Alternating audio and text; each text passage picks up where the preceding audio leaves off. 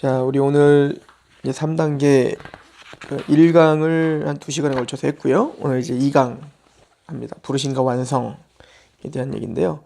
우리 마가복음 3장 보고 시작하겠습니다. 마가복음 3장.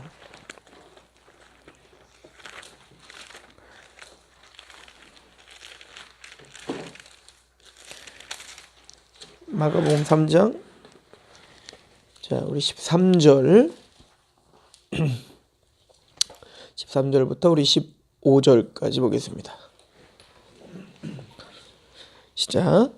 또 산에 오르사 자기가 원하는 자들을 부르시니 나오는지라. 이에 12를 세우셨으니 이는 자기와 함께 있게 하시고 또 보내사 전도도 하며 귀신을 내쫓는 권능도 가지게 하려 하심이로라.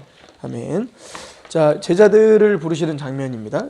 우리가 물론 이제 앞에 앞쪽에 성경 공부 할 때 이 제자들을 부르시는 장면을 통해서 우리의 부르심, 그러니까 외적 부르심과 내적 부르심 할 때만 이걸 했었을 것 같은데, 그러니까 우리를 부르시는 어떤 목적, 또 우리 부름을 받는 그 하나님의 어떤 방법, 이런 것들을 우리가 좀 봤는데요. 여기 보면 예수님께서 직접 부르시는데 부르시기 전에 예수께서는 이제 기도를 하셨어요. 산에 오르셔서 기도하시고 내려오셔서 13절에 보면 산에 오르사 누구를 부르시죠? 자기가 원하는 자를 부르시더라. 그러니까 우리가 하나님의 백성이 되고 부르심 받는 것은 우리가 결정하고 우리가 선택한 게 아니라, 물론 이제 내가 믿어서 내가 선택해서 교회에 왔죠. 그런데 뒤를 돌아보면 그것은 내 선택, 내 결정이 결정한 게 아니고 하나님이 원하셔서, 그러니까 주님이 원하셔서 우리를 부르셨다라고 하는 것이죠. 그래서 요한복음 15장에도 보면 너희가 나를 택한 것이 아니라 내가 너희를 택하여 세웠다, 이렇게 표현을 합니다. 그래서 첫 번째 원리는 자기가 원하는 자를 부르셨다는 것입니다. 그러니까 주님의 주권인 거죠. 그 부르시니 나오는지라, 나온다. 주님의 계획 속에서 하나님이 부르시면 나오는 거예요. 그죠? 이걸 우리가 말은 이렇게 썼지만 사실은 이거를 이제 불가항력적 은혜라고 우리가 좀 표현을 한다면, 즉 우리가 예수님의 부르심, 즉 복음을 듣고 우리가 복음을 듣고 믿음이 생기고 감격하여 뒤를 돌아보면 하나님께서 우리를 믿게 하시기 위해서, 하나님께서 우리를 나오게 하시기 위해서 하나님께서 작정하신 어떤 계획들이 있었던 거죠. 그것들을 우리는 고백을 했던 겁니다. 그래서 우리가 예수님께 나왔다, 이렇게 표현을 하는데 이 부분도 예를 들어 요한복음 우리 6장을 그때 상고했었잖아요. 요한복음 6장에 가보시면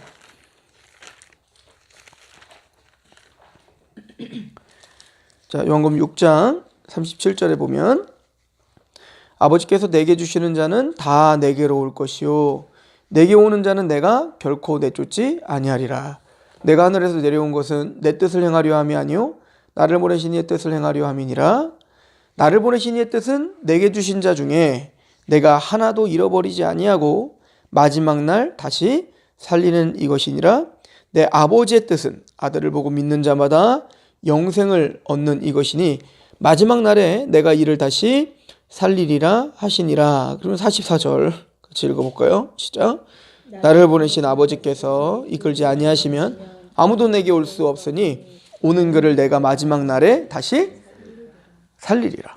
그러니까 지금 예수님께 나올 수 있는 사람들은 누구라는 거예요? 아버지께서 나에게 보내주시지 않으면 아무도 나에게 올 수 없다요.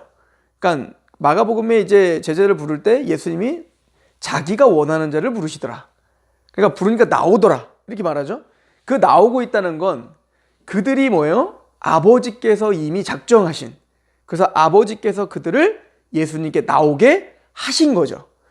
그래서 이런 구조를 알면 베드로가 예수님을 살아계신 하나님의 아들 그리스도이십니다라고 고백할 때 그 예수님께서 뭐라고 하시죠? 바요나 시몬아 네가 복되다. 그 알게 한 것은 혈육이 아니다. 아버지께서 너에게 알게 하신 거구나. 이렇게 이제 표현을 하는 거죠. 그러니까 이런 걸 볼 때 우리가 그 자기가 원하는 자를 부르시니 나오는지라. 그러니까 이런 구절들을 우리가 알고 이런 하나님의 주권을 알면 이런 구절이 그냥 보이는 게 아니죠. 그러니까 나온다라는 말이 그냥 나온 게 아니라 하나님께서 모든 생각과 환경과 또 감정과 또 여러 가지 역사와 이 모든 걸 주관하셔서 마침내를 우리를 예수님께로 나오게 할 수 있는, 그래서 때가 되어 예수님이 부르시니까 나와요. 꼭 뭐처럼. 이걸 요한복음 10장은 나는 선한 목자라, 그죠? 내 양은 내 음성을 듣느니라, 이렇게 표현하잖아요. 그러니까 그때 여기서 이제 설명을 했었나요? 이 선한 목자에 대한 이 양의 어떤 그 배경이 원래 이제 그 단체 우리, 그죠? 그러니까 우리가 양을 각 집마다 키우는데 그 이스라엘이 그 우리를 하나 만들어서 그러니까 동네의 양을 한꺼번에 이제 보관하는, 그죠? 그리고는 목동 하나를 세워요. 목자 하나를 문지기 하나를 세우는 거죠. 그리고 이제 해가 져서 이제 그 양들을 찾으러 올 때 그 양들을 주인이 어떻게 하는 거예요? 주인이 자기의 소리를 내면, 그러니까 양들은 귀가 발달해서 자기 주인의 소리를 듣고 그 수백 마리가 있는데 그 중에 목자가 와서 이야기를 하면 그 소리를 듣고 반응하여 나오는 양들이 있어요. 그 양들이 누구예요? 이 목자의 양인 거죠. 그런 것처럼 이 세상에 우리는 다 흩어져 이게 세상의 양인지 이게 아니면 주님의 양인지 우리는 모르고 산죠. 그러다가 주님의 음성이 들렸을 때 그 음성이 들리는 사람들이 있다는 거예요. 그러니까 똑같이 복음을 들어도 어떤 사람들은 그 복음이 감격이 되고 들리는 사람이 있는 반면 그 복음이 들리지 않고 끝까지 강팍한 사람들이 있더라는 거죠. 예를 들어 루디아가 그랬다는 거 아니에요? 그죠? 빌립보 교회에 빌립보 성에 사도 바울이 사도행전 16장에 가서 복음을 전했더니 그 수많은 유대 여자들 중에 루디아만 그 말씀을 들었더라. 근데 뭐라고 하죠? 주께서 그 마음을 열어 바울의 말을 청종케 하신지라. 그러니까 주님이 원하시는 자를 부르시는데 부르면 그의 양은 그의 음성을 들어요. 그래서 나오는지라가 되는 거죠. 그러니까 우리가 부름을 받고 하나님의 백성 된 것은 철저하게 하나님의 주권 속에서 언제 하나님이 우리를 이렇게 결정하신 거였죠? 에베소서 1장 4절. 언제? 창세 전에 그리스도 안에서 우리를 예정하사, 이렇게 표현을 했던 겁니다.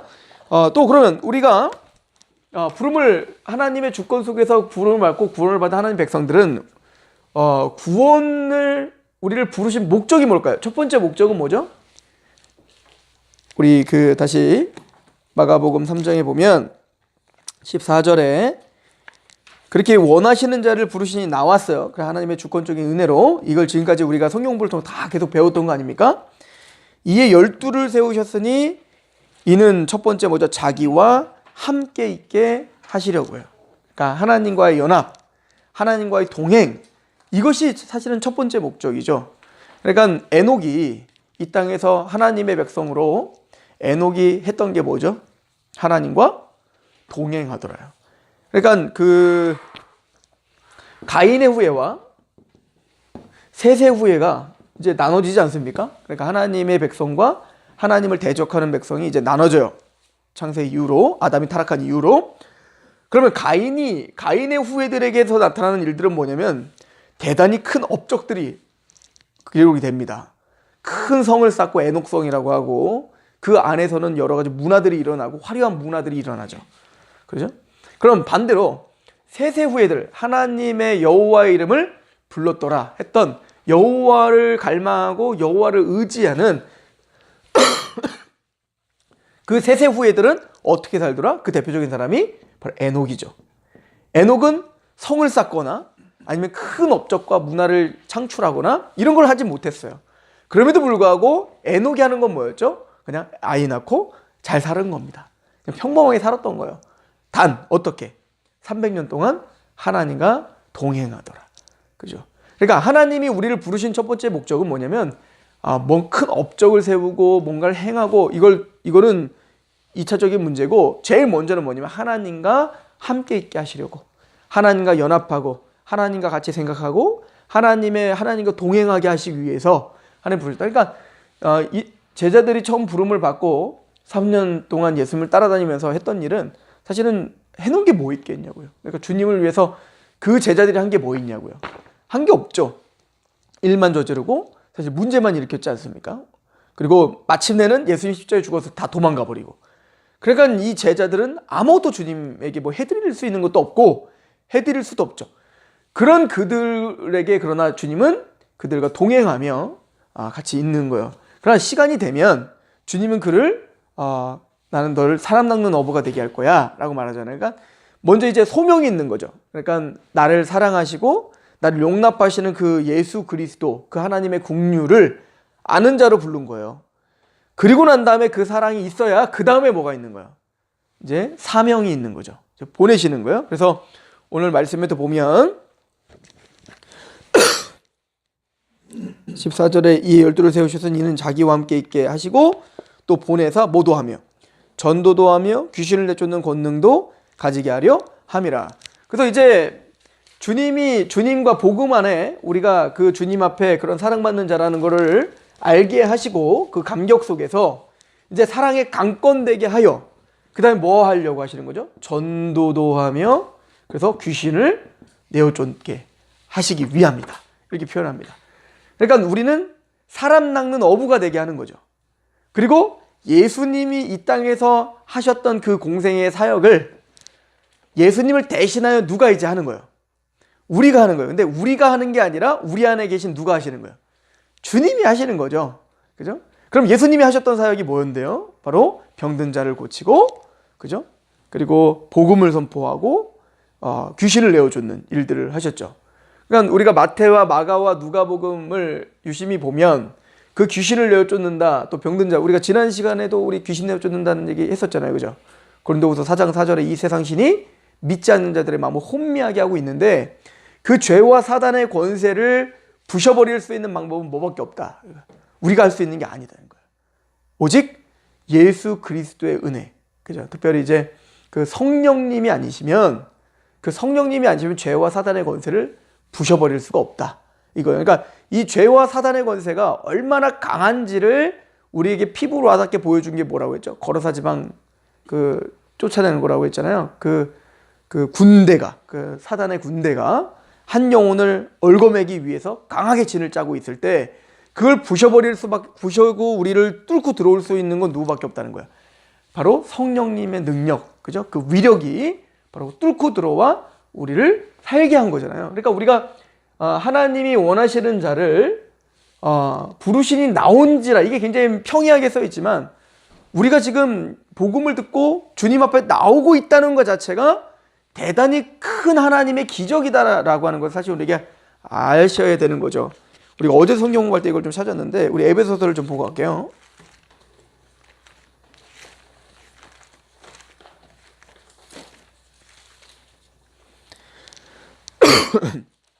자, 에베소서. 이따가 계속되는 말씀과 다 연결되는 말씀이기 때문에 자, 에베소서 우리 1장을 보겠습니다. 1장 15절. 성부, 성자, 성령 하나님이 우리 구원을 위해서 예정하시고 그의 피로 구속하시고 성령님이 인쳐주시고, 이 이야기를 이미 다 하고 15절에 이로 말미암아 주 예수 안에서 너희 믿음과 모든 성도를 향한 사랑을 나도 듣고 내가 기도할 때 기억하며 너희로 말미암아 감사하기를 그치지 아니하고 우리 주 예수 그리스도의 하나님 영광의 아버지께서 뭘 주셨다고요? 지혜와 계시의 영을 너희에게 주사. 이 지혜와 계시의 영은 누굴까요? 성령님이죠. 그죠? 그 지혜와 계시의 영을 너희에게 주사. 즉 우리가 스스로 알게 한 게 아니라 바로 하나님을 알게 된 것이 그 지혜와 계시의 영으로 말미암아 우리가 하나님을 알게 하셨다. 이게 누구예요? 바로 성령님이시죠. 우리 인쳐주신 그 성령님으로 말미암아 하나님을 알게 됐는데요. 그러니까 이게 얼마나 큰 기적인지를 이렇게 설명합니다. 18절. 너희의 마음의 눈을 밝히사. 우리 마음의 눈이 우리는 가려져 있었잖아요. 우리가 보지 못하는 자요, 듣지 못하는 자요. 어떻게 사탄의 권세가 우리를 가로막고, 그 고린도후서 4장 4절, 이 세상 신이 믿지 않는 자들의 마음을 혼미케 하여, 그거랑 연결지어서 보시면 되겠죠? 그래서 우리는 그렇게 혼미케 되어 마음의 눈을 어두워졌었던 우리인데, 너희의 마음의 눈을 밝히사, 뭐가? 지혜와 계시의 영이 너희 마음의 눈을 밝히사 그의 부르심의 소망이 무엇이며 성도 안에 그 기업의 영광의 풍성함이 무엇이며 그의 힘의 위력으로 역사하심을 따라 믿는 우리에게 베푸신 능력에 지극히 크심이 어떠한 것을 너희로 알게 하시기를 구하노라, 이렇게 말하죠. 그러니까 이 모든 소망을 알게 하시고, 또 우리를 부르신 목적이 뭔지, 또 지극히 크신 하나님의 영광이 뭔지, 이걸 우리 눈을 여셔서, 우리 마음을 여셔서 보게 하고 알게 하셨단 말이에요. 근데 이게 뭐가? 그 힘의 위력이라고 써 있다고. 힘의 위력. 그러니까 우리가 상상할 수 없는 폭발적인 어떤 그 능력이 우리를 지금 뭔가 뚫고 들어오신 거예요. 부시고 들어오신 거란 말이에요. 그럼 이 위력이 뭘까요? 아까 지혜와 계시의 영, 즉 성령님이 강하게 우리에게 뭔가 위력으로다가 우리를 보게 하셨다는 건데, 이 위력이 뭔지를 우리가 감이 안 오잖아요. 그 위력이 어떤 위력인지를 설명합니다. 20절. 자, 그 능력은 뭐냐면, 그 능력이 그리스도 안에서 역사하사 죽은 자들 가운데서 다시 살리시고 하늘에 자기의 오른편에 앉히사 모든 통치와 권세와 능력과 주권과 이 세상뿐 아니라 오는 세상에 일컫는 모든 이름 위에 뛰어나게 하시고, 또 만물을 그의 발 아래 복종하게 하시고 그를 만물 위에 교회의 머리로 삼으셨는, 뭐가? 그 능력이 이렇게 만드셨다는 거예요.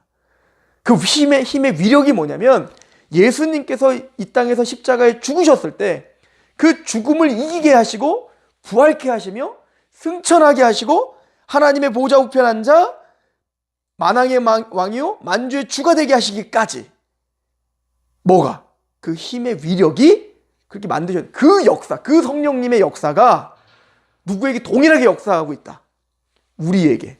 그러니까 우리가 지금 부름을 받고 예수님의 말씀을 깨닫게 되고 하나님의 영광스러운 소망을 보고 말씀을 통해 하나님의 마음을 알고 싶어하는 갈망함이 생기고, 이런 것들이 그냥 우연으로 평이하게 써 있는 것 같으나 자기가 원하는 자를 부르니 나오는지라 라고 이렇게 평이하게 쓰고 있지만, 이 나오는 그 과정은 이 힘의 위력으로 우리를 부셔버렸기 때문에 나올 수 있었다. 그러니까 사실은 그래서 우리가 구원을 뭐라고 해요? 재창조라고 하잖아요. 그죠? 그 이유가 있는 거예요. 천지가 창조되는 것과 같은 그런 능력보다 더 큰 능력과 더 큰 기적이 뭐냐면, 우리가 주님을 보게 되는 겁니다. 우리가 믿게 되는 겁니다. 그죠? 그러니까 이런 구절들을 보면 사도 바울이 우리가 예수님을 알고 믿는다는 게 얼마나 놀라운 일인지, 우리가 얼마나 상상할 수 없는 위력이 우리에게 역사한 것인지를 설명하려고 대단히 노력을 했다는 거죠. 그러나 잘 모르는 거죠, 우리가. 그러니 자기 원하는 자를 부르시니 나오는지라, 그런 은혜를 알기 때문에 전도도 하며 귀신을 내어 쫓는다는 말이 뭔지 이제는 알죠, 우리는. 그죠? 그러니까 그 사단의 권세와 죄의 권세에 얽매여 있는 자들에게 이제는 우리는 전도를 해야 됩니다. 전도도 하며요. 그죠? 전도를 해야죠. 즉 뭐죠? 복음을 전합니다. 그런데 그 전도도 하며 할 때 그 복음이 그들에게 뚫고 들어가 그들이 믿어지기 위해서는 우리가 할 수 있는 게 아니에요.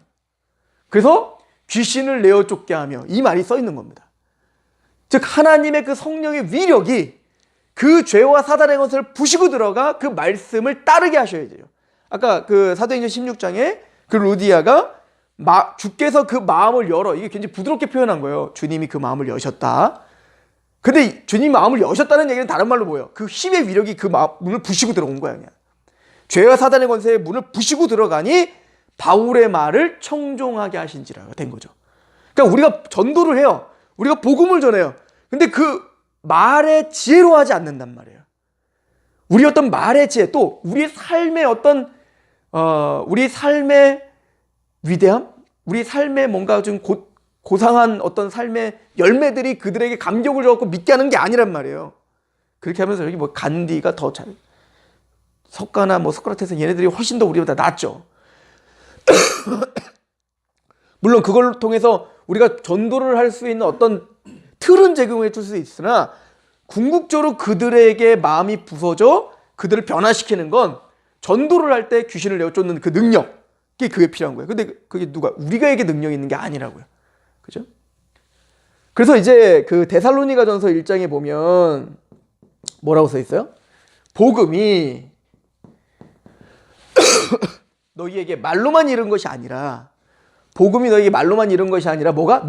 능력과 성령과 큰 확신으로 임하였다. 이렇게 표현하잖아요. 그러니까 우리가 전도를 할 때 그 복음에는 능력이 나타날 뿐 아니라 거기 누가? 성령님이 오시어 그 마음이 부서져 큰 확신이 생기는 거죠. 그러니까 우리가 할 수 있는 게 아니라는 거예요. 우리는 그들이 듣든지 아니 듣든지 때를 얻든지 못 얻든지 우리는 전하는 일밖에 할 수 있는 게 없고, 그러나 그 때가 되면 하나님이 그들의 마음을 부수고 들어와 믿게 하시더라 라고 하는 거죠. 그래서 전도도 하며 귀신을 내어 쫓는 것을 같이 하는 거예요. 자, 그러면 이제 우리의 부르심을 보면 사실은 구원받은 하나님의 백성들 이 부르심에 보면 우리가 한 것이 아니라 하나님이 시작하셔서 하나님이 마치신단 말이에요. 그죠? 우리 빌립보서 잠깐 한번 보시겠어요? 빌립보서 1장.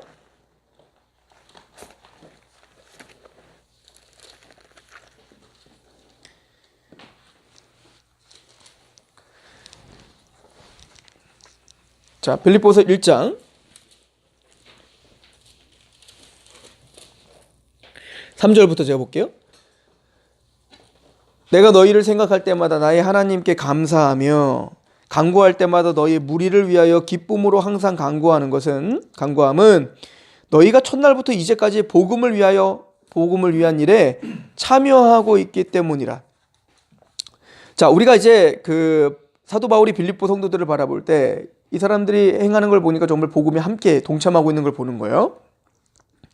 자, 이걸 볼 때 6절에 보니 같이 한번 읽어볼까요? 중요한 말씀인데요. 시작. 너희 안에서 착한 일을 시작하신 이가 그리스도 예수의 날까지 이루실 줄을 우리는 확신한다. 그러니까 너희들이 지금 복음 가운데 참여하고 너희는 복음의 사람들이구나, 이걸 내가 알겠다. 그것은 뭐예요? 착한 일을 시작하신 이가 시작한 거예요. 누구십니까? 하나님이죠. 그럼 이 착한 일을 시작하셨다는 게 어디서부터 시작한 거예요? 그들이 복음을 들은 거? 아니죠. 그 전까지 다 포괄된 거였죠. 장세전에 그리스도 안에서 우리를 예정하시며 예정된 자를 하나님의 시기에 태어나게 하시고 그의 삶 전체를 다 들어 하나님 마침내 그 마음을 부수어 복음을 듣게 하시고 믿게 하시고, 그게 성령의 위력으로 말미암아 그렇게 하신 거 아니에요? 이게 착한 일을 시작하신 거예요. 근데 착한 일을 시작하신 이가 언제까지? 그리스도 예수의 날. 이 그리스도 예수의 날이 뭐죠? 예수님이 재림이죠. 마지막 날이죠.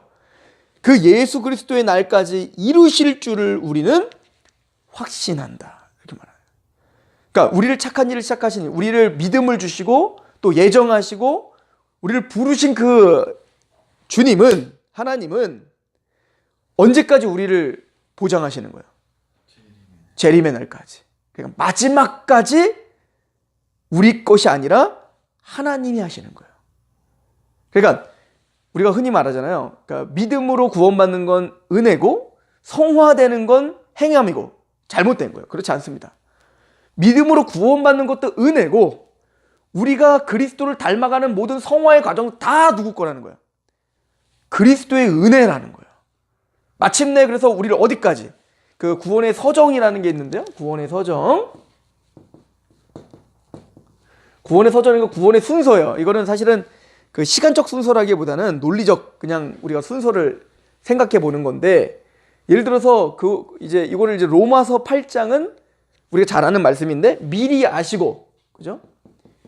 미리 아시고, 미리 아신 자를 미리 정하시고, 미리 정하신 자를 부르시고, 부르신 자를 의롭다 하시고, 의롭다 하신 자를 영화롭게까지 하셨다. 이게 이제 구원의 서정의 아주 대표적인 구절인데, 그러니까 미리 아신 자를 미리 정하셨고 부르신 다에는 이제 외적 부르심과 내적 부르심이 있죠. 외적 부르심이라는 건 뭡니까? 복음을 듣게 하는 거예요. 그러나 복음을 들었는데 우리가 처음부터 믿은 건 아니잖아요. 그러니까 외적 부르심이 했을 때 이제 내적 부르심이 이제 시작됩니다. 어떻게? 그 외적 부르심이 있을 때, 복음을 들었을 때 주님께서는 중생케 하십니다. 뭐가? 물과 성령이. 즉 아까 말한 그 성령의 위력이죠. 그 힘의 능력이 죽었던 우리의 영을 살려주세요. 그죠? 살려주시면 제일 먼저 막다트리는 게 뭐냐면 하나님의 율법 앞에 서서 거룩한 하나님 앞에 우리가 얼마나 죄인인지를 인식하게 되겠죠. 그래서 중생케 된 자는 반드시 뭐가 터져 나올 수밖에 없어요? 회개가 나올 수밖에 없는 거예요. 회개. 그죠? 우리가 이런 죄인이군요 라고 회개가 나오고, 근데 그 중생한 사람은 그 죄인인 죄됨, 내가 이제는 영적인 파산 상태로 끝나는 게 아니라 거기서 누구를 보게 해요? 바로 예수 그리스도를 보게 하여 믿음이 생기게 하는 겁니다. 누가 하시는 거예요? 다 성령님이 하시는 거죠.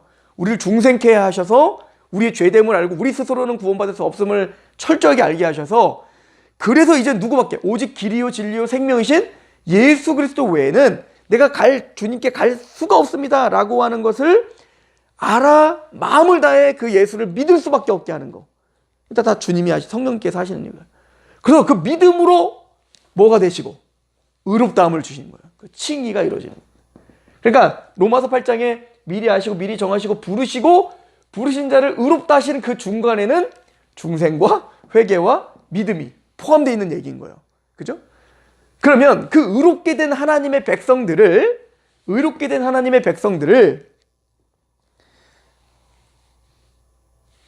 이제는 성화하지. 그러니까 신분과 칭의는 신분의 문제다. 성화는 수준의 문제거든요.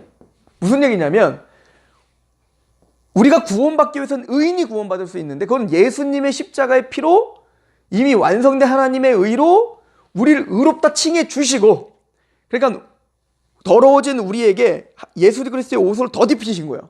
그러니까 하나님 보기에 우리는 뭐예요? 의인이야, 의인. 그러나 우리 안은 여전히 더럽다고요. 우리 안은 여전히 죄가 있잖아요. 우리는 또 넘어지잖아요. 그런데 하나님께서는 예수님의 거룩한 피로 우리를 덮어주시고 그 안에서 진짜 거룩하게 우리를 만드실 거란 얘기인 거예요. 그죠? 그게 성화예요. 거룩하게 되어가는 거예요. 그래서 로마서 8장도 미리 아신 자들을 그 아들의 형상을 본받게 하기 위하여 미리 정하셨으니, 그러니까 하나님이 우리를 착한 일을 시작하셨다는 얘기는 미리 아시고 미리 정하셨는데 어떻게 하기까지, 그 아들의 형상을 본받게 하기까지 만드시기 위해서 우리를 정하신 거죠. 그러니까 우리가 예수님을 믿었어요. 그 의롭다움을 받았어요. 근데 여전히 우리는 고백하는 게, 여전히 난 또 죄 가운데 넘어집니다. 우리 성경 공부할 때 항상 우리 집사님들이 힘들어하는 게 그거잖아요. 맞아요, 내가 주님의 말씀대로 살고 싶어요. 근데 그러지 못하는 또 나를 보면서 내가 진짜 이런 사람이 정말 구원받은 사람이 맞나, 막 이렇게 고민이 된다는 게 우리 고백 아닙니까? 그게 마땅한 고백이에요. 그래서 사도 바울도 뭐라고 해요? 내가 로마서 7장에 마음으로는 그리스도의 법을 즐거워하지만 내 마음 안에 또 다른 법이 나를 사로잡아 죄 가운데 또 넘어뜨리는 걸 본다 이거예요. 그래서 오히려 나는 권고한 사람입니다. 내가 이렇게 비참한 사람입니다 라고 고백할 수밖에 없는 거 아니에요? 그럼에도 불구하고 하나님은 우리를 이 땅에 남겨두신 이유가 우리를 어떻게 하시는 겁니까? 거룩하게 하실 겁니다. 그죠? 그래서 우리를 성화, 그리스도를 닮아가게 주님의 은혜로 하되 영화롭게까지 하셨다, 이렇게 표현하는 거예요. 우리의 목적지는 어디예요? 영화는 예수님 아들의 형상을 본받는 거, 아들의 형상으로 되는 겁니다. 그래서 우리가 이 땅에서 사실은 성화된다고 해도 한번 생각해 보세요. 성화가 아들의 형상, 그러니까 예수님의 그 거룩함이 예를 들어서 만이라고 해보세요. 만. 그럼 우리가 이 땅에서 여러분들이 열심히 성화돼가지고 만약에 여러분들이 막 변화되면 어느 정도까지 따라갈 수 있을 것 같아요? 뭐 하나님의 은혜로 일도 못하는 거예요. 사실 일도. 그렇지 않아요? 제가 요즘 곰곰이 생각해봐요. 제가 물론 어제보다 오늘이 난 것 같고 제가 10년 전보다 오늘이 더 나은 것 같아요. 더 겸손해지고 있는 것 같긴 해요. 그런데 생각해보면 제가 만약에 50대, 60대, 뭐 70대가 돼갖고 제가 죽기 직전에 나를 바라봤을 때, 야, 난 이제 예수님처럼 많이 됐다, 이런 고백을 할 수 있는 사람 누가 있겠냐고요. 그렇잖아요? 그러니까 우리는 그런데 하나님을 만나는 그날, 그리스도의 날 우리가 깜짝 놀라게 될 건 우리는 호련하게 우리가 한 번에 예수님처럼 확 변하게 될 거란 말이에요. 그럼 이 땅의 삶은 아무 의미가 없나요? 아니요. 이 땅에서의 삶은 뭐냐면요, 우리가 성화라고 하는 게 뭐냐면 빌립보서에 그래서 이렇게 말하죠. 너희는 이 마음을 품으라. 예수 그리스도의 마음이니 그는 본체, 하나님의 본체셨으나 그 동등됨을 취할 것으로 여기지 아니하시고 종의 형체를 띠고 죽기까지 복종하셨다. 그러니까 우리는 그 마음을 닮아가야 되는 건데 그 마음이 뭐예요? 겸손이에요. 겸손이라고. 우리는 이렇게 몸부림치는 사람들은, 그렇게 그리스도를 닮아가기 위해 몸부림치는 사람들은요, 끊임없이 그렇게 또 겸허해지고 겸손해지고 말씀 앞에 살고 싶은 사람들은 계속 살다 보면 뭐가 자꾸 부딪히냐면 나는 그렇게 못 산다는 걸 보게 돼요. 그러니까 공부 안 한 친구들이 다 아는 것처럼 보이잖아요. 그죠? 공부 안 한 친구들이 왠지 오늘 시험 잘 볼 것 같아 이러는 거고, 공부를 하면 할수록 어때요? 왜 이렇게 모르지? 모르는 게 많지? 자꾸 걱정이 더 되는 거거든 말이에요. 그런 것처럼 신앙이 없는 사람들이 자기는 예수님처럼 다 된 것처럼 여긴다고요. 근데 진짜 막상 진짜 하나님의 말씀 앞에 정직하게 대면하며 그렇게 하루하루를 몸부림치는 사람들은 내가 얼마나 자격 없는 자며 내가 얼마나 하나님의 말씀에 한 톨도 내가 순종할 수 없는 자인지를 직면할 수밖에 없게 된다. 그럼 뭐가 더 커질까요? 하나님 앞에, 그죠? 끊임없는 애통함이 생기겠죠. 그죠? 그리고 그 애통함이 생기면 그 죄에 대한 애통함이 생기는 만큼 우리는 뭐가 더 커지는 거예요? 구원의 깊이가 요 정도인 줄 알았는데 우리가 그 죄됨을 더 깨달으면 깨달을수록 그 구원의 감격이 훨씬 더 증폭되어 크다는 걸 알게 되는 겁니다. 그러니까 구원 처음 받았을 때 와, 내가 예수님 구원 받았대 라고 했다면 점점 하나님 말씀 앞에 서면 서수록 내가 정말 보잘것없는 사람인 걸 보게 되면서 내가 10년 전에 구원받은 이야기가 얼마나 감격스러운 이야기인지를 내가 겸허해지면 겸허해질수록 말씀 앞에 애통할수록 더 구원의 감격은 커질 수밖에 없다고요. 그러면 주님을 만나는 그날, 우리가 영화롭게 되는 그날, 누구의 감사가 훨씬 클까요? 그렇게 겸허해지는 사람들이 훨씬 더 주님을 만났을 때 감격이 크겠죠. 영원한 내가 이곳에 온 그 하나님의 은혜가 얼마나 큰지를 알겠죠. 그래서요, 이스라엘 백성들을 애굽에서 하나님께서 출애굽시켜갖고 가나안으로 바로 보낼 수도 있었어요. 이거는 얘네들이 잘하고 못하고 때문에 가나안 가는 게 아니잖아요. 하나님이 아브라함과 이삭과 야곱에 약속하신 그 약속 때문에 보내는 거기 때문에 은혜로 가는 거란 말이에요. 은혜로. 그런데 굳이 하나님은 왜 40년 동안 광야를 돌게 하시냐고요. 그 광야를 돌게 하는 그 목적을 신명기에 뭐라고 말하죠? 내가 너에게 간조한 땅을 걷게 하고 물이 없는 땅을 걷게 하고 만나를 먹게 하고 반석에 물이 나게 해서 그걸 먹게 하는 이유가 뭐냐면 너희를 낮아지게 하려 하십니다. 너희가 가나안 땅에 들어가는 것은 너희가 수요가 많아서 아니다 이거야. 너희가 뭔가 잘나서 너희를 가나안 땅에 보내는 거 아니란 말이야. 또 내가 너희 가나안 땅에 보내는 것은 너희가 공의롭거나 정직해서 보내는 게 아니야. 아니야. 너희는 목이 곧은 백성이야. 수요가 많다고? 아니, 너희는 가장 적은 민족이니라. 그러니까 너희들이 가나안 땅에 갈 이유가 전혀 없죠. 그죠? 첫 번째, 수요가 가장 작은 나라야. 가장 보잘것없는 나라고. 그리고 또 정직해? 공의로 웃기지 마. 뭐라고 하죠? 너희는 목이 곧았어. 이 목이 곧았다는 말이 뭐예요? 파라오예요, 파라오. 파라오가 목이 곧았잖아요. 막 징계를 주면 10가지 재앙을 주면 첫 번째 재앙 주니까 막 보낼게 하다가 또 금방 강팍해져서 좀만 편해지면은 안 보내. 그러다가 그렇게 10번이나 하나님이 기회를 줬는데 목이 곧았고 몸이 굳어져 갖고 어떻게 해요? 끝내는 파멸의 길로 가잖아요. 근데 그 목이 곧은 백성이 누구라고? 우리라니까요. 원래 우리도 원래 파라오처럼 죽어 마땅한 사람들이야. 그런데 아브라함과 이삭과 야곱에 약속하신 그 약속의 은혜 때문에, 그 헤세드의 은총 때문에 너희를 가나안 땅에 보낸 거야. 뭐하게 하기 위해서? 그 하나님의 은혜를 기억하게 하기 위해서 40년의 광야를 돌리는 거죠. 우리를 광야 교회라고 합니다. 고린도전 10장에 보면 광야 교회라고 하는데 왜 우리가 구원받고 바로 천국에 안 가고 이 땅에서 이렇게 헤매고 살죠? 우린 그거 배우는 겁니다. 우리의 수요가 많아서, 우리가 지혜가 있어서, 우리가 뭔가 정직해서 구원받은 게 아니라 그 영광스러운 하나님의 나라에 들어갈 때 구속받은 자 외에는 부를 수 없는 그 노래, 새 노래. 그죠? 우리가 밑바닥을 치고 와 우리가 이 감지독지 않은 은혜를 누릴 수 없는 자들에게 이런 엄청난 은혜를 주신 것을 우리가 찬송도 부르잖아요. 그날에는 그때 가서 더 좋은 노래로 하나님을 찬양하겠다고. 그때는 정말 이 땅에서도 우리가 상상할 수 없는 더 좋은 노래로, 그죠? 그 감격의 노래로 하나님을 부르게. 그러니까 이 땅에서 우리는 겸손케 되는 거. 그것이 사실은 성화인 거죠. 근데 그러니까요. 제가 설교 시간에도 이번에 말했지만 사도 바울의 고백을 들어보시자고요. 사도 바울의 그 시간 순서대로 고백을 들어보시면 처음에 고린도 교회에게 보낸 편지 AD 한 50년? 그때 사도 바울이 뭐라고 하냐면 나는 사도들 중에 가장 작다라고 표현했다고요. 그러다가 이제 에베소 교회에 편지 보내는 걸 보면 AD 한 60년경? 그때는 뭐라고 합니까? 나는 모든 성도들 중에 가장 작다. 그러다 디모데전서 거의 이제 마지막, 이제 사도 바울이 주님을 만날 날이 얼마 되지 않았을 때 마지막 쓴 게 디모데 전후서인데 디모데전서에 뭐라고 해요? 나는 죄인 중에 괴수다. 점점 자기가 점점 낮아질 수밖에 없다는 거. 내가 아무것도 아니라는 것을 발견할 수밖에 없게 되는 거죠. 이게 사실은 성숙하고 있는 거예요, 지금. 그렇죠? 그래서 우리 고린도전서, 오늘 사실은 핵심 본문이 이건데요.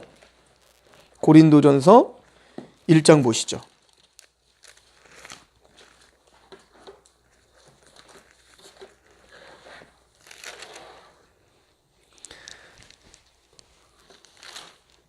(1장) 17절부터 제가 한번 읽어볼게요.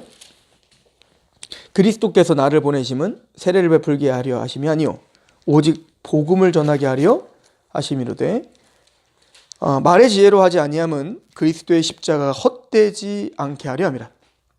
그러니까 사도 바울은요 세례 주러 오지 않았다 얘기야. 이게 왜 그랬냐면 그 당시에는 막 그 싸움이 일어났잖아요. 고린도 교회. 나는 뭐 아볼로 파고, 나는 게바 파고, 나는 바울 파고, 난 예수 파고. 그러니까 사도 바울이 내가 니들 세례 몇 명 안 준 게 참 다행이다. 왜냐면 자기가 세례를 줬으면 난 바울한테 세례 받은 사람이야. 이거 얼마나 자랑했겠냐고요. 사도 바울이 말하는 거는 난 그거 하러 온 거 아니다. 세례를 주고 뭐 엄청난 일을 하고 나는 그냥 복음을 전할 뿐이고, 복음을 전할 때 일부러 사도 바울은 어떻게 했다는 겁니까? 지혜의 말로 하지 않았다는 거예요. 사도 바울은 최고의 철학을 배웠고요. 또 바리새인으로서 최고의 학문을 배웠던 사람이에요. 그럼에도 불구하고 복음을 전할 때는 그 어떤 인간적인 기교를 섞지 않고 복음만을 전했다는 겁니다. 그죠? 왜? 그리스도의 십자가가 헛되지 않게 하려, 내가 드러나지 않게. 그죠? 18절에 십자가의 도가 멸망하는 자들에게 미련한 것이요 구원을 받는 우리에게는 하나님의 능력이 됩니다. 기록된 바 내가 지혜 있는 자들의 지혜를 멸하고 총명한 자들의 총명을 패하리라 하였으니 지혜 있는 자가 어디 있느냐? 선비가 어디 있느냐? 이 세대의 변론가가 어디 있느냐? 하나님께서 이 세상의 지혜를 미련하게 하신 것이 아니냐? 하나님의 지혜에 있어서는 이 세상이 자기 지혜로 하나님을 알지 못하므로 하나님께서 전도에 미련한 것으로 믿는 자들을 구원하시기를 기뻐하셨다. 교회는 어떤 세련된 무엇을 구가하는 데가 아닙니다.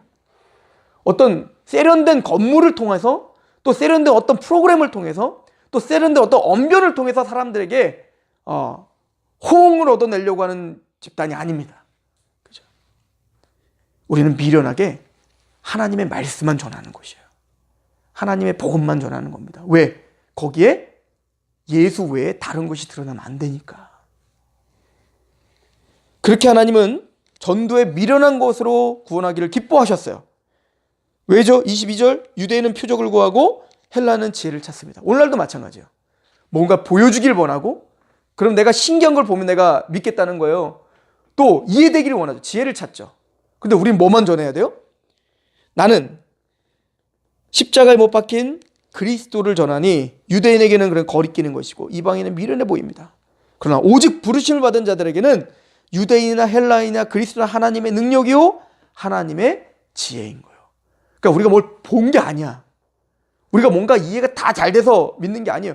근데 십자가만 들었을 뿐인데 그 복음이 믿어져요. 어떻게? 아까 그 힘의 위력으로만. 그래서 왜 이렇게 하셨죠?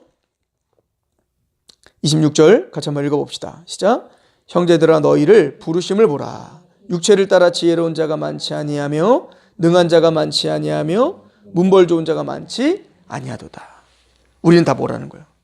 지혜롭지 못하고 문벌을 좋지도 못하고 우리는 미련한 자들이다 이거예요. 그런 사람들이 우리는 구원받은 거다 이거예요. 우리가 어찌 똑똑해서 예수를 믿었다 할 수 있고 내가 뭔가 괜찮아서 내가 구원받았다고 할 수 있겠냐 이거예요. 사실은 여기 문자적으로 보면 바울은 여기 다 들어가는 사람 아니에요? 문벌 좋잖아요. 로마 시민권자인데요. 아니 지혜롭잖아요. 가말리엘 문화 최고 문화에서 바리새 교육을 받은 사람인데요. 아니 부유하잖아요. 아마 로마 시민권자이기 때문에 게다가 그 천막공 우리처럼 천막공은 그 당시 대단히 돈을 잘 벌 수 있는 직업이란 말이에요. 그러니까 부유한 사람이에요. 그리고 유대인이 로마 시민권자를 따고 있다는 건 그 집안 자체가 뭔가 어쨌든 부유하다는 얘기인 거예요. 그러나 사도 바울은 이 얘기를 하고 있는 겁니다. 그 부유함을 자랑할 게 어디 있겠는가 이거예요. 그런 걸로 내가 어찌 구원받았겠냐 이거죠. 그러니까 우리 마태, 마가, 누가복음에 나타나는 그 장면을 보세요. 어린아이같이 자기를 낮추지 않으면 결단코 천국에 갈 수 없다 이거 아닙니까? 내가 보지 못합니다. 내가 듣지 못합니다. 나는 지혜롭지 못합니다. 나는 아무것도 할 수 없는 자입니다. 라고 자기 영적 파산 상태가 있는 사람이 예수를, 그러니까 그들은 본다고 하니 저들이 맹인이요.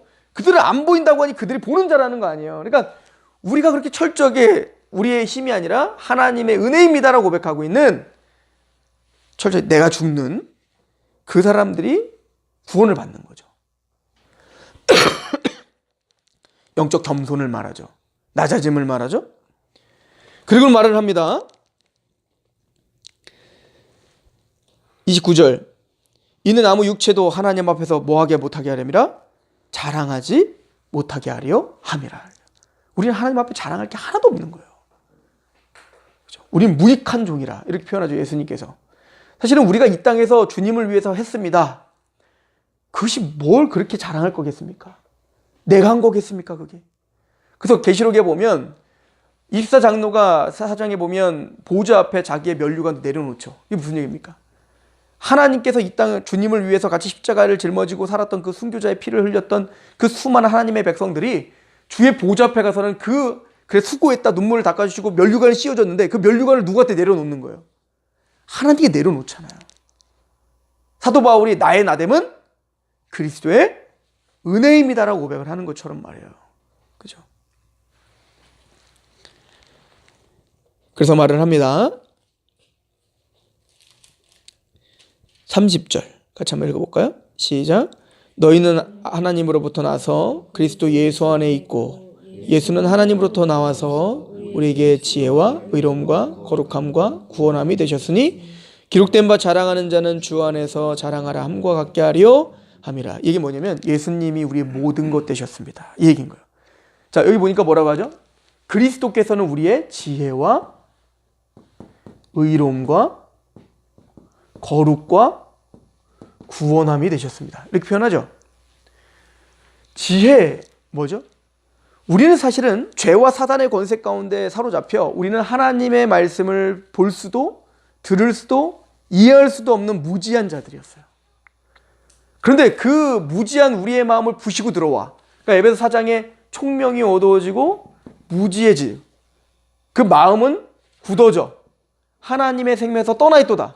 근데 이 총명이 어두워지고 무지해진 이 세상 신이 우리를 가로막고 있는 이 마음을 부수고 들어와 지혜와 계시의 영을 우리에게 넘치게 하셔서 우리가 예수를 보게 하고 듣게 하고 믿게 하고 이 모든 것들이 누가 하신 거라는 거예요? 그리스도께서 우리의 지혜가 되셨다. 그러니까 우리의 지혜로는 볼 수 없는데 예수님이 우리를 깨닫게 하셨고 예수님이 우리의 마음을 열어 바울의 말을 청종케 하셨고 주님께서 마음을 여셨을 때 우리에게 뜨거움이 있지 아니하더냐. 이게 누가복음의 24장에 있는 얘기 아니에요? 그러니까 그 엠마오로 두 제자가 옆에 예수님이 있는데도 못 보잖아요. 예수님인지 모르잖아요. 근데 언제 그분이 예수님인 걸 알게 됩니까? 예수님이 성경을 풀어주실 때 우리 마음에 뜨거움이 있지 아니하더냐. 그 그 복음을 들었을 때 그 복음이 우리 안에 풀어지고 그 복음이 우리 안에 믿어지고 역사돼야 되는데 그 역사, 그 지혜 누가 주시는 거예요? 주님이 주시는 거예요. 주님이. 또한 우리를 의롭게 하신 게 누굽니까? 예수요. 우리는 그 지혜로 말미암아 보니 우리는 죄인이라, 우리는 전적 부패, 전적 무능이라 우리 스스로 하는 율법을 절대 알 수 없죠. 그러니까 지혜가 있으면 첫 번째, 율법이 뭔지를 알게 돼요. 그죠? 살인하지 마가 살인하지 마가 아니라 형제를 미워하는 것도 살인죄야. 그러니까 하나님의 거룩함이 뭔지를 보게 된다고요.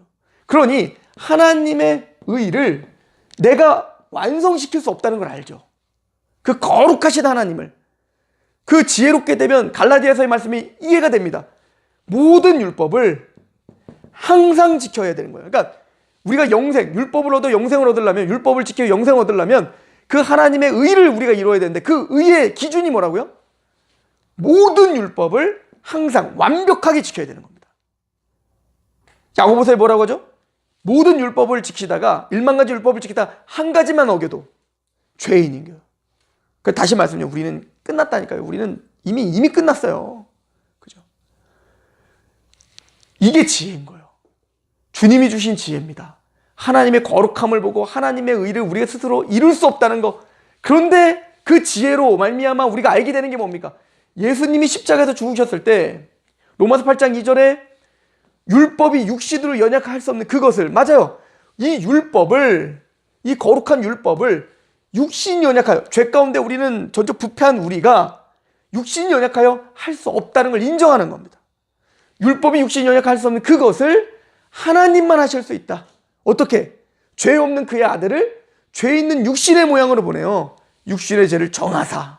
즉 예수님 십자가에 우리를 대신해 죽으심으로 우리가 과거와 현재와 미래에 지은 모든 죄를 십자가에서 전가되어 예수님이 내가 받을 그 진노의 포도주를 누가 대신 받으시고 예수님이 십자가에서 다 쏟아 부으심으로 말미암아 우리의 저주가 구속되었다는 걸 보는 겁니다.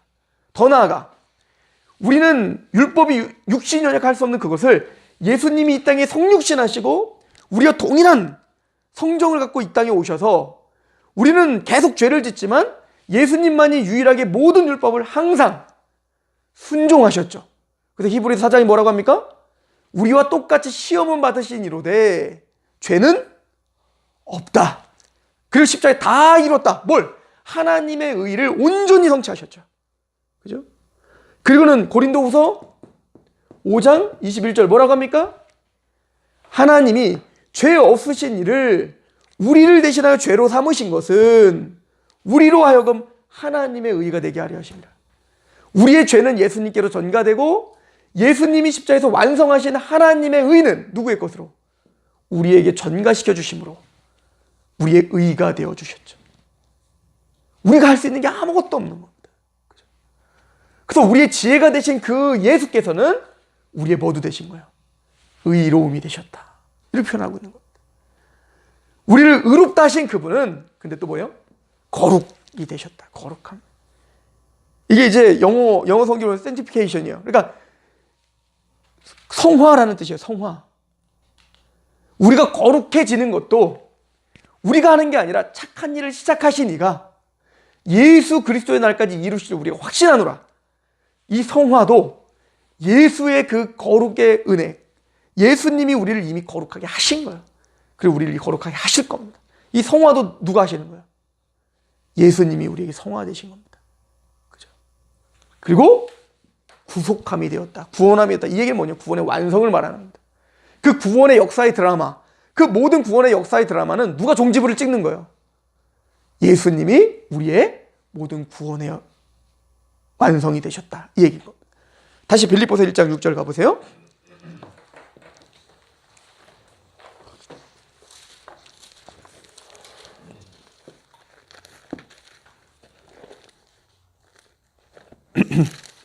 보시죠. 1장 6절에 너희 안에 착한 일을 시작하신 이가 그리스도 예수의 날까지 이룰 줄 우리가 확신해요. 내가 너희 무리를 위하여 이같이 생각하는 것이 마땅하니 이는 너희가 내 마음에 있음이며 나의 맹인과 복음을 변명함과 확정함에 너희가 다 나와 함께 은혜에 참여한 자가 됨이라. 이것도 이런 구절을 볼 때 예수님이 한 얘기들이 다 떠오르지 않으세요? 너희를 영접하는 건 나를 영접하는 것이고 너희를 영접지 않는 건 나를 영접지 않는 거야. 그리고는 그 양과 염소의 비유를 보시면 마태복음 25장에 보면 양은 오른편에 염소는 좌편에, 그래서 양은 다 지옥 가는 거 아니에요? 근데 그 양들에게 뭐라 그러죠? 너희는 내가 줄일 때 나를 먹였고 내가 옥에 갇혔을 때 나를 돌아봤고 나를 내가 추울 때 옷을 줬고 뭐 그런 얘기를 하잖아요. 그랬더니 그 양이 그러죠. 언제 내가 주님을 그렇게 옥에 갇혔을 때 내가 찾아가봤고 내가 그렇게 줄일 때 내가 먹을 걸 줬고 그렇게 했습니까? 이 부르짖기 얘기하는 거 아니에요. 이 지극히 작은 자 하나에게 한 것이 나에게 한 것이다. 여기서 지극히 작은 자는 누구예요? 소자, 어린아이와 같은 누구? 복음을 들고 있는 하나님 백성들을 말하는 겁니다. 그러니까 예를 들어서 사도 바울을 빌립보 성도들이 그렇게 왜 그 빌립보 성도들이 사도 바울이 진짜 옥에 갇혔을 때 왜 빌립보 성도들이 사람을 보내고 돈을 보내고 그래서 바울을 섬겼죠? 왜 바울이 줄였을 때 왜 먹였죠? 바울의 인격 때문이 아니라 바울의 복음 때문인 거예요. 그러니까 바울을 그렇게 지극히 영접하고 있다는 건 바울이 들고 있는 뭐를 영접하고 있다는 거예요? 예수님을 영접하고 있는 거기 때문에. 그죠? 그러니까 바울이 왜 이 고통을 당하는지 아는 겁니다. 같이 동참하고 있는 거죠. 그죠? 그런 것처럼 지금 이 사람들은 바로 그게 복음에 합력하여 지금 복음의 일을 같이 하고 있는 거예요. 그걸 보면서 8절에 내가 예수 그리스도의 심장으로, 그러니까 이건 내가 그냥 하는 얘기가 아니라 예수 그리스도의 심장으로 내가 너에게 얘기한다. 예수님의 심정이다. 예수님의 마음이다. 그죠? 그 예수 그리스도의 심장으로 너희 무리를 얼마나 사모하는지 예수님이 나를 사랑하듯 그 예수님의 십자가의 사랑으로 그 심정으로 내가 너희를 사모하는지 하나님 내 증인인데 9절에 내가 기도하노라 너희의 사랑을 지식과 모든 총명으로 점점점 풍성하게 하사 너희로 지극히 선한 것을 분별하며 또 진실하여 허물 없이 그리스도의 날까지 이르고. 이게 뭐죠? 점점 우리가 시간이 흐르면 흐를수록 점점 그 사랑의 그 높이와 깊이와 넓이와 그 어떠하심을 더 알아가기를 원하는 거죠. 복음에 더 깊이 있게 우리의 사랑이 뭔지 알아가기를 원한다. 그리고 11절에 보시면 10절 너희로 지극히 선한 것을 분별하며 또 진실하여 허물 없이 그리스도의 날까지 이르고 예수 그리스도로 말미암아 의의 열매가 가득하여 하나님의 영광과 찬송이 되기를 원하노라. 이게 예수 그리스도의 날에 일어날 일입니다. 그죠? 근데 이 우리 안에 열매가 드러나 그것으로 하나님이 영광을 지극히 큰 영광을 받으실 그날, 이게 그리스도의 날인데 그때까지 누가 이루시는 거예요? 착한 일을 시작하시니가 예수의 날까지 이루실 줄 확신한다. 내가 기도할 수 있는 것은 내 기도 때문에 너희가 그렇게 되는 게 아니라 너희들이 잘할 거기 때문에 그렇게 되는 게 아니라 사도 바울이 이렇게 기도할 수 있는 이유가 있어요. 하나님이 하실 거기 때문에. 그죠? 하나님이 그 일을 이루실 걸 확신하고 있는 거죠. 우리 디모데후서 1장 12절 보세요. 디모데후서 1장 12절.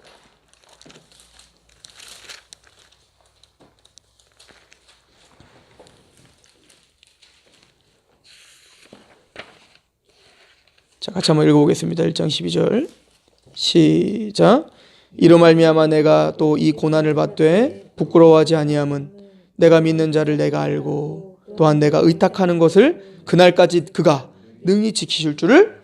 근데요, 이 확신이 우리의 삶을 변화시키는 겁니다. 내가 이 고난을 참을 수 있는 이유, 내가 이 현실 가운데 하나님 백성으로 힘있게 살아갈 수 있는 이유가 여기 있는 거예요. 이로 말미암아 내가 이 고난을 받되 부끄러워하지 아니함은 내가 믿는 자를 내가 알고. 그분 누구예요? 하나님이시잖아요. 그 하나님이 어떤 분이신 내가 아는 거야. 또한 내가 의탁한 것을 그날까지 그가 능히 지키실 줄 나는 안다. 난 부족하고 또 넘어지고 연약하지만, 난 신실하지 못하지만, 난 충성스럽지 못하지만 하나님은 신실하시오. 그 약속을 반드시 지키시는 그분이라는 걸 내가 안다. 이거야, 안다. 그래서 그날까지, 내가 그렇게 완성되는 날까지 그분이 나를 보호하시며 나를 붙잡아 주시며 완성케 하실 것을 안다 이거예요. 이 소망이 있어 오늘 고난을 부끄러워하지 않는다. 이 얘기를 하고 있는 거죠. 아브라함이 하나님을 믿는 것도 바로 그런 거였죠.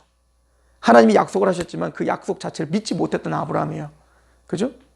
가나안 땅에 갔지만 흉년대로 도망가고 아내 팔아버리고, 그런데 그 과정 속에서 자신의 비천함과 자신의 나약함은 봤지만 나약한 중에도 나를 버리지 않고 끝까지 나에게 찾아와 애굽의 파라오를 협박하여 마침내는 그 아내를 다시 돌려주시고 자기를 떠나지 않고, 자기는 하나님을 계속 떠나려고 했는데 하나님은 자기를 떠나지 않고 끝까지 자기를 지켜주시는 그 하나님의 신실하심을 본 거죠.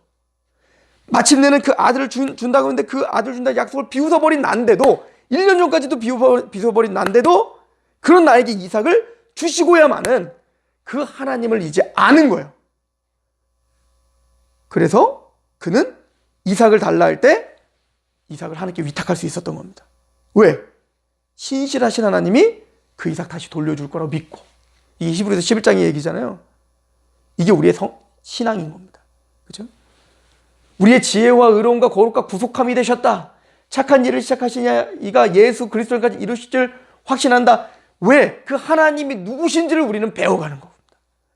그분은 신실하시고 나는 불성실하지만 하나님이 신실하시오.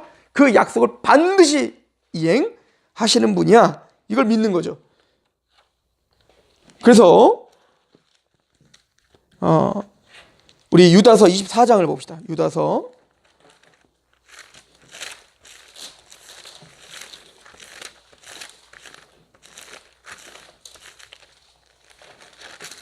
1장 24절.